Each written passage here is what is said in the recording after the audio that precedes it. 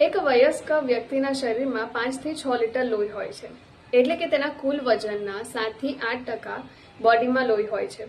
પરંતુ બોડીમાં લોહીની માત્રા અલગ અલગ વ્યક્તિના શરીરમાં અલગ અલગ હોઈ શકે છે, જેમ કે ઉંમર, ઊંચાઈ, વજન અને લિંગના હિસાબે અલગ અલગ હોય છે.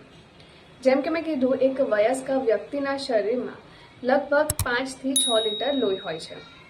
પુરુષના શરીરની અગર આપણે વાત કરીએ તો પુરુષના શરીરમાં 5.5 થી 6 લીટર જેટલું આસપાસ લોહી હોય છે.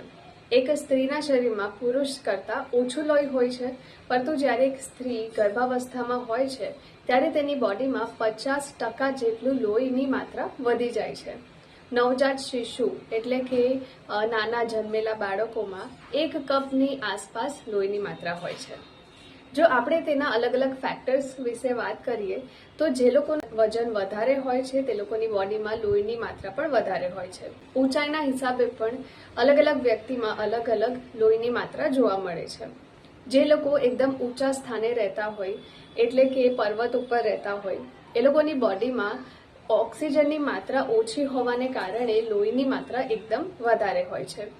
સ્ત્રીના શરીરમાં પુરુષો કરતાં ઓછું લોહી હોય છે. અને જો આપણે ઉંમરની વાત કરીએ તો નાના બાળકો અને જેમની ઉંમર વધારે હોય તે લોકોની બોડીમાં લોહીની માત્રા ઓછી હોય છે, અને જે લોકો વયસ્ક છે તે લોકોની બોડીમાં લોહીની માત્રા વધારે હોય છે.